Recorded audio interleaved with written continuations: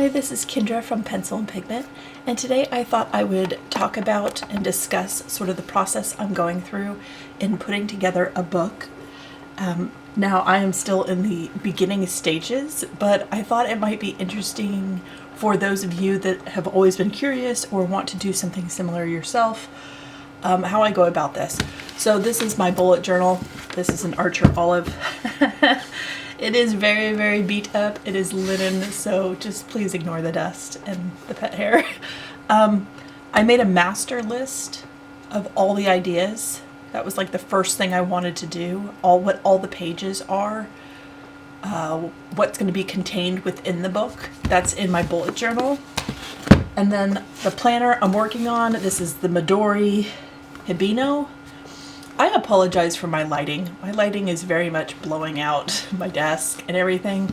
It is rainy and it is cold and it is very, very dark. So I have all of my desk lights on.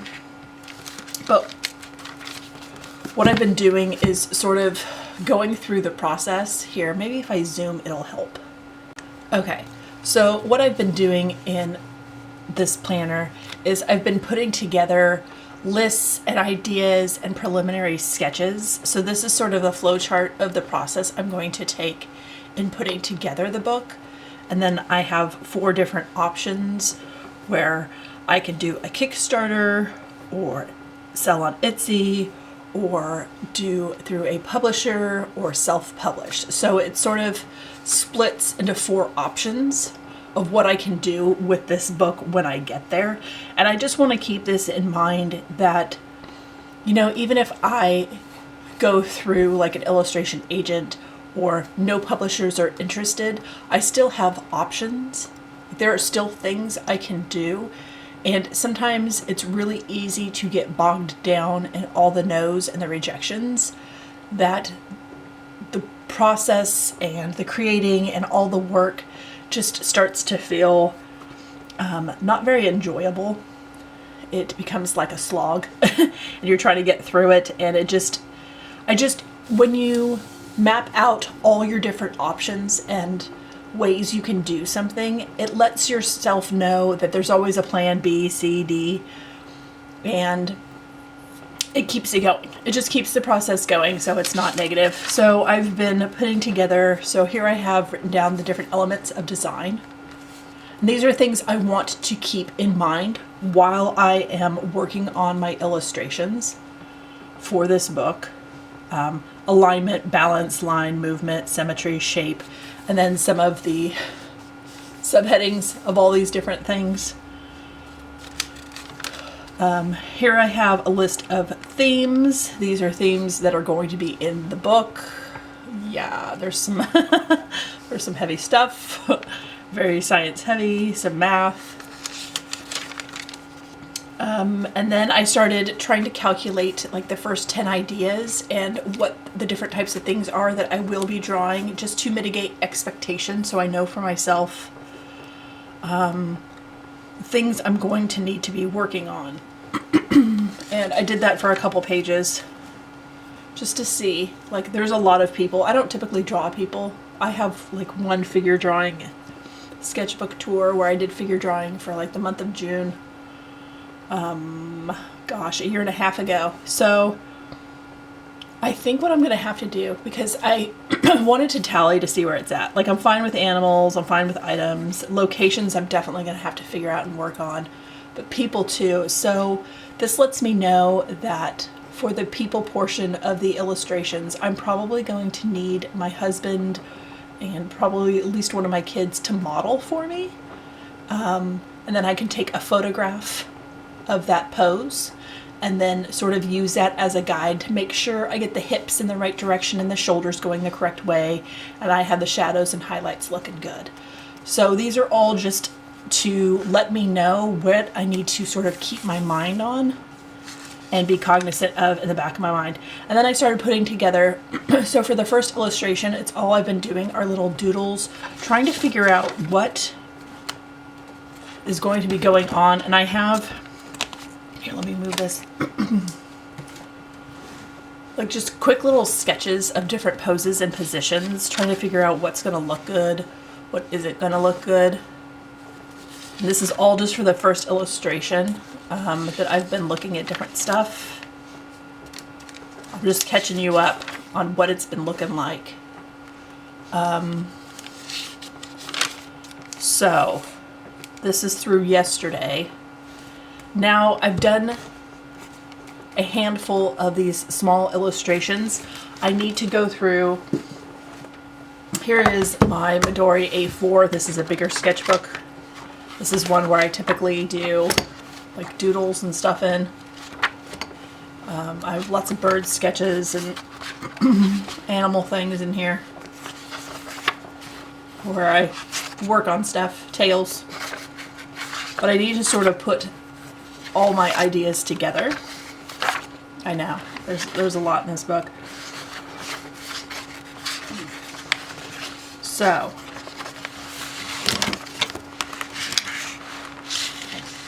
I need to take photographs and I need to make a list. So for the first illustration,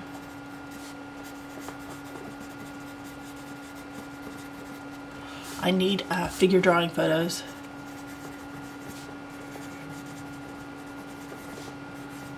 I also need some location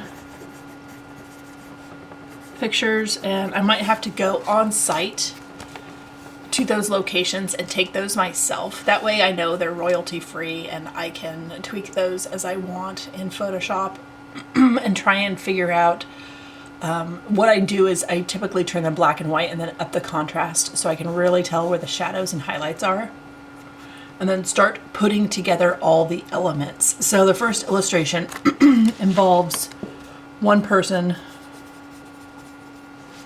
and boats. No, you're like, you don't draw boats. I do not draw boats.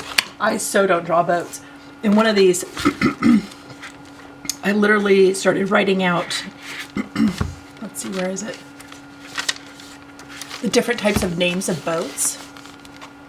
Like fishing, dinghy, deck, bow rider, cuddy, house, brig, yacht, hobo, kayak, sail, trawler, cabin cruiser, because I'm not familiar with boats at all.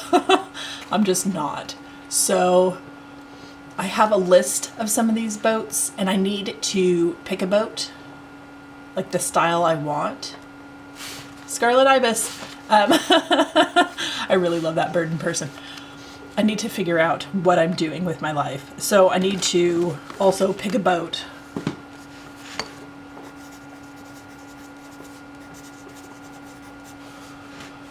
Pick a boat that I'm going to have for this illustration, and then I need to start putting it together utilizing these elements of design. I need to put together the person and the boat and what all that's going to look like, making sure that there is texture and I have everything to scale accurately. Like when you put a person on there, like an adult human, the scale of the boat should then be, depending on the type of boat, it should be in balance and it should be accurate. Emphasis, what am I going to emphasize? Am I going to emphasize based on sort of the line? Am I lining everything? If I choose to do watercolor, or is just a portion of it going to be in color, and that's how I'm going to emphasize the most important part of the illustration? Like, what is this going to look like? And then with the typography, there's going to be a text element because it's a book. I then have to figure out what the illustration, where that's going to be on the page in relation to the words and how that's going to balance each other out without competing or being too distracting. And then the overall flow from page to page to page, from idea to idea to idea, with all the illustrations, there has to be a cohesive flow as well. So not just one page, but how that looks throughout the whole book. So there needs to be like one illustration style. The mediums need to be pre-chosen, and then just those mediums used for the entire thing. If I'm going to do like specific colors, so I need to pick mediums. And I think it's going to be a combination. if you're curious. I think it's going to be watercolor, color pencil, and some ink. Like, I think it's going to be very mixed media. And then I'm going to keep that style through every illustration, so there's cohesiveness. And then there needs to be sort of like colors. So when I pick colors for a book, it sort of lends itself to the overall theme. So understanding color theory and the mood different colors give off. So if I do everything in like reds, it's going to be very excitable and bright. If I do things in sort of neutral earthy tones, which I like earth tones, I like jewel tones, it's going to be a little darker. It's going to be a little moodier. It's not going to be quite so bright and cheery. So that's something to keep in mind. I think for things that are sort of science, they need to be a little bit more serious. So staying away from color palettes that are chosen for kids' books, like think primary colors, think really bright or pastels. Those things are very common in children's books. This is a book that's going to be more for older kids and adults. So knowing and understanding my audience for this is going to greatly help in narrowing down the colors I want to have for this book. And I probably will choose like browns and blues probably, and then have like an overarching theme. So for like this planner, just for example, I have the light blue one. So everything's gonna have light blue on the left-hand side, and it matches the cover. This is what my brain does. This is very much like an element of design. Again, I have a degree in design, so this is kind of how my brain works anyway. Like, I'm just pre-programmed to sort of do this stuff. I may kill this pen before I can buy more, but that's okay. That's okay. So this is the first beginning stages of this process. Again, I am still working on the very first illustration, and I'm to the point where I need to put elements together and start figuring out what the page is going to look like with all the things that need to be included all together in the illustration. So, welcome to book planning. Welcome to what the notes look like, my thought process on some of this. Things that I keep in the back of my mind while I work and while I start to put things together. This is what rolls around in my brain. And that's why I wrote it out. When I write things out, it reinforces it, reiterates it, so it's harder for me to forget. Like, hey, keep the rhythm, keep the repetition of some of the same colors on every single illustration, and that helps with the flow. So if one page is all like neons and the next illustration is all jewel tones, there isn't going to be a good flow unless there's one major color that carries over through all of it. And I don't know that I'll be able to do that, so it's going to be just similar shades is what I'm going for here. So everything kind of works and looks like it belongs together. The goal for books is when you go to present it or submit to publishers, and sometimes publishers want like 3 illustrations or 5. It depends on who you submit to. If you're just cold submitting, that's much harder. But you want to show that the pieces belong together and it's one book, not like 3 separate ideas. So, Welcome to the process. And as you can see, I'm utilizing 3 different books to put this together. So all my rough ideas and narrowing things down are in the bullet journal. The preliminary pieces sketches with the beginning notes of understanding how this is going to flow, how this is going to work, and things I need to keep track of are in here. And then all the total big illustrations of putting things together are going to be on this. And then once I like the composition and what I'm doing here, I will then transfer it to the actual page I'm going to use. And it's going to be the Strathmore 500 roll that I'm using. And that's where I will do the inking and the watercoloring. And then from there, I will scan it and put it in InDesign, where I can put these pages together and put the type with it.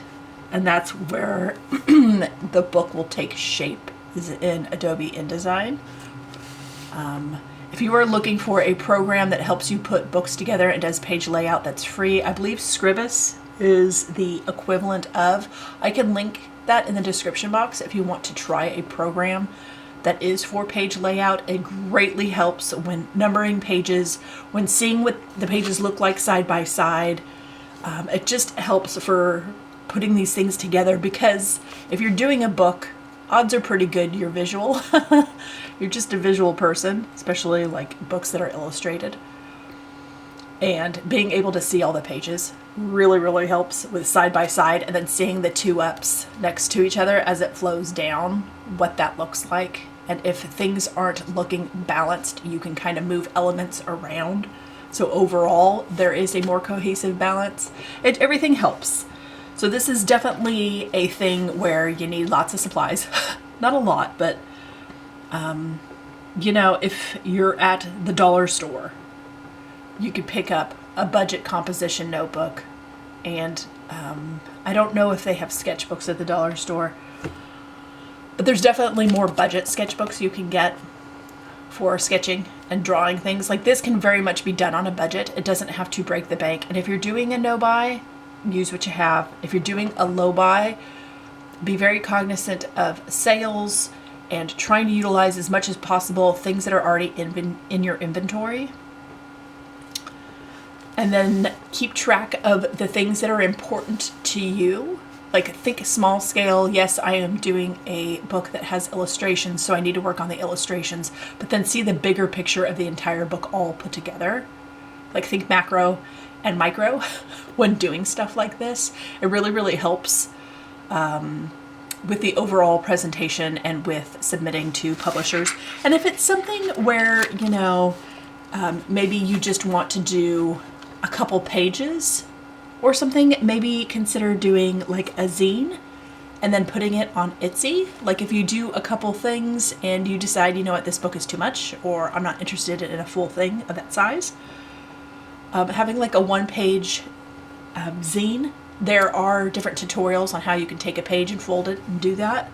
I can link one of those. And then just sell like a single page on your Etsy shop. It could be like a downloadable thing. It doesn't even have to be something you publish. Or if you want to do a little booklet, Kickstarter, like it doesn't have to, if you thought on a huge grand scale and then things have already come up, like we are 2 weeks into the year already, and maybe the year's already looking like like a wild one that's out of your control. Like there are things in life that are just out of our control. And if you wanted to do a book and it's not looking like that's going to happen, scale it down. It's okay. Or save it, shelve it, come back to it. There are options. Options is what I'm trying to get at. There are ways to do this. This is part of my process. This is how I'm going about it in the early stages. And I will do, you know, maybe an update a month to show you where I'm at. And that's for my accountability and to show you along on my process. And that should give me, a month should give me enough time, if I do one video a month, that there is enough stuff that it looks like I'm still moving forward. If I do one a week, it's not going to look like I'm doing a whole lot. And if I do one every 6 months, it's going to look like a huge jump. Like that escalated quickly. So once a month, I'll show you what this book process looks like. And this is what it's looking like right now. It's just me, again, doing a doodle every day for fun, because I have to draw every day.